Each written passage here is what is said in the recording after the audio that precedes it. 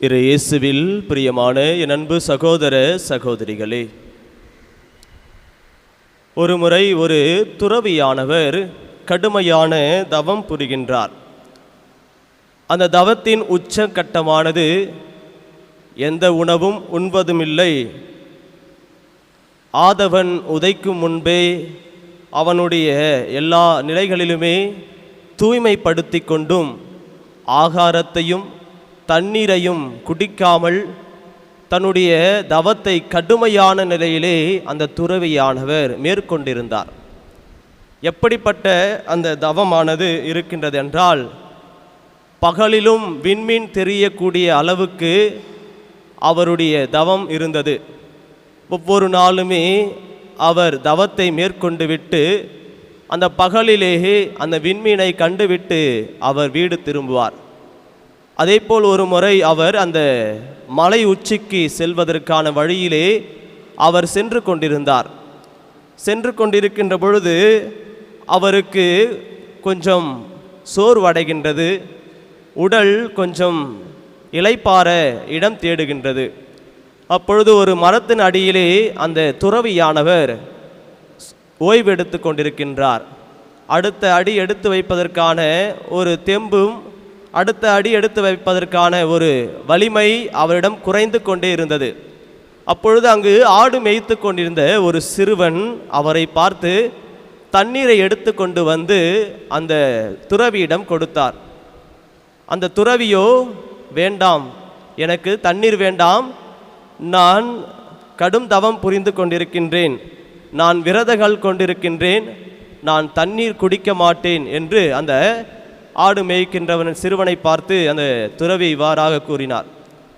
ஆனால் அந்த சிறுவன் சொன்னார், அதெல்லாம் இருக்கட்டும், நீங்கள் தண்ணி குடித்தே ஆக வேண்டும், அதை பற்றி நீங்கள் கவலை கொள்ள வேண்டாம்.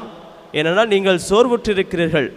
நீங்கள் விரதங்கள் இருந்தால் இருங்கள், அல்லது நீங்கள் கடுமையான தவங்கள் புரிந்தால் புரியுங்கள். ஆனால் என்னுடைய பார்வையில் நீங்கள் சோர்வுற்று இருக்கிறீர்கள், வலிமையற்று இருக்கின்றீர்கள். தண்ணீர் கொடுப்பது என்னுடைய கடமை, நான் கொடுத்தே ஆக வேண்டும் என்று அந்த சிறுவன் அந்த துறவிக்கு தண்ணீரை கொடுக்கின்றான். சரி, கடவுளும் இந்த நேரத்திலே நான் தவம் புரிந்து கொண்டிருக்கின்ற இந்த வேளையிலே என்னுடைய விண்ணப்பத்தை, என்னுடைய தியானத்தை அவர் கேட்பாரோ, அல்லது அந்த விண்மீனை நான் இன்று பார்க்காமல் விடுவோனோ என்று தனக்குள்ளே சந்தேகித்து கொண்டு அந்த தண்ணீரை வாங்கி அவர் உண்ணுகின்றார், குடிக்கின்றார்.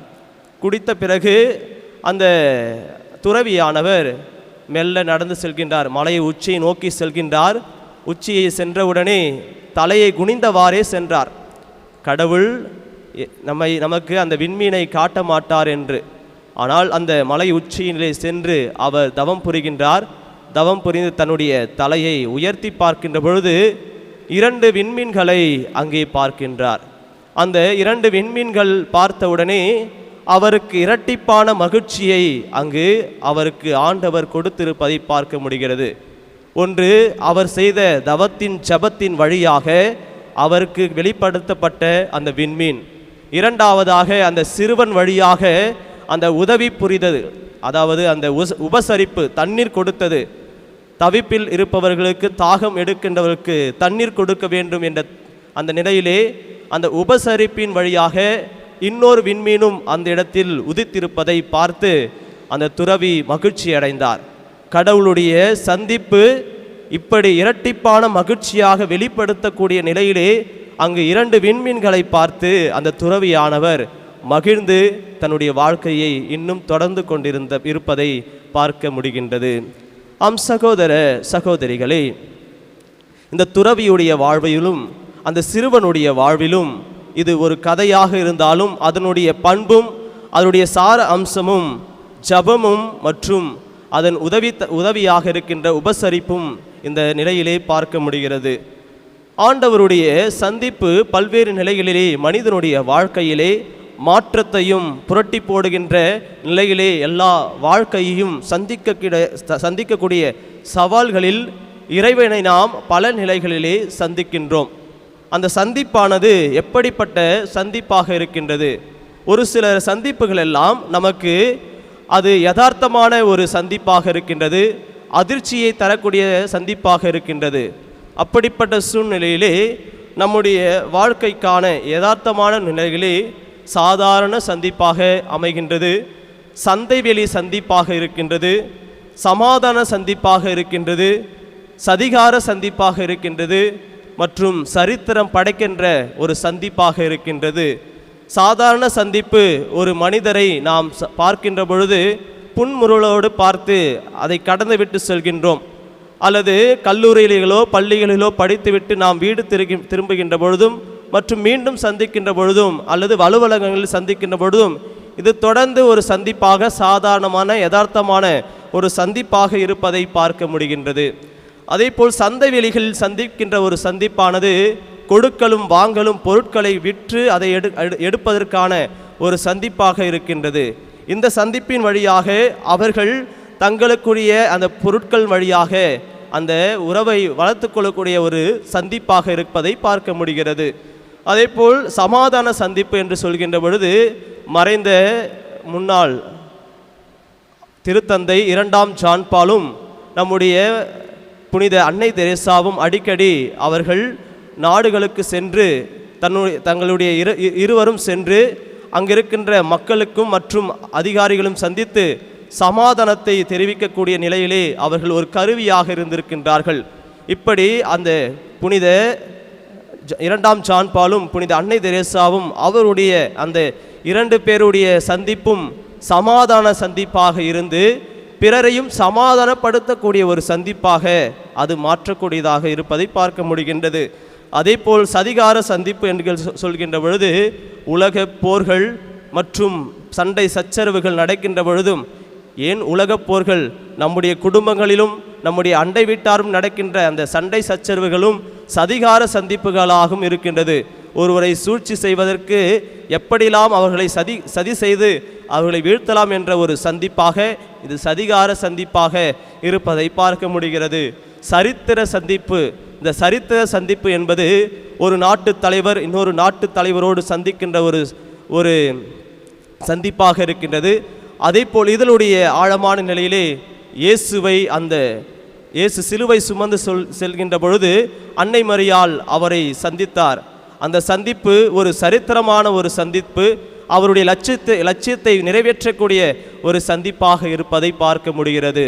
அன்பு சகோதர சகோதரிகளே, சந்திப்பு என்று நாம் சிந்திக்கின்ற பொழுது இன்றைய நற்செய்தி வாசகங்கள் இரு வகையான மனிதர்களை இன்று நமக்கு கூறுகின்றது. ஆபிரகாம் அவருடைய வாழ்விலும் மற்றும் இந்த மார்த்தாள் மரியா அவருடைய சந்திப்பிலும் பார்க்க முடிகின்றது.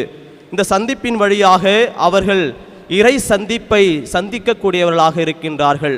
இப்படிப்பட்ட 5 நிலைகளான சந்திப்புகள் தாண்டி இறை சந்திப்பை அவர்கள் சந்திக்கின்றார்கள்.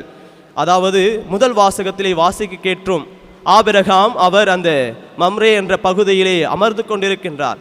அங்கே கடவுள் அவருக்கு தோன்றி அவருக்கு காட்சி கொடுக்கிறார். 3 மனிதர்கள் இறையடையார்கள் வழியாக காட்சி கொடுப்பதை பார்க்க முடிகிறது. அவர்களை சந்தித்ததில் மற்றற்ற மகிழ்ச்சி அடைந்து என்ன செய்வது என்று கை கால் புரியாமல் இளங்காலை கொண்டு வந்து உணவை சமைத்து அவர்களுக்கு கொடுக்க வேண்டும் என்ற ஆவலோடு தன்னுடைய மனைவியிடம் சென்று அந்த கூடாரத்தில் அவர்களுக்கான ஏற்பாடுகளை செய்வதை பார்க்க முடிகின்றது. அப்பொழுது ஆபிரகாம் அவரை பார்த்து கூறுகின்றார், என் தலைவரே, உம் கண்களில் எனக்கு அருள் கிடைத்ததின் நீர் உம் அடியானை விட்டு கடந்து போகாதிருப்பாயாக. இதோ விரைவில் கொஞ்சம் தண்ணீர் கொண்டு வரட்டும் என்று சொல்லி அந்த மரத்தடியிலே இலைப்பாறுதலையும் மற்றும் உணவு கொடுக்கலுக்கான ஒரு விருந்தோம்பலையும் ஆபிரகாம் அவர்களுக்கு ஏற்படுத்துகின்றார். இதனுடைய அடிப்படையிலே ஆண்டவர் அவர்களுக்கு ஒரு செல்வத்தை கொடுக்கின்றார். யாரும் கொடுக்காத உன்னதமான ஒரு செல்வம், குழந்தை செல்வத்தை கொடுக்கின்றார்.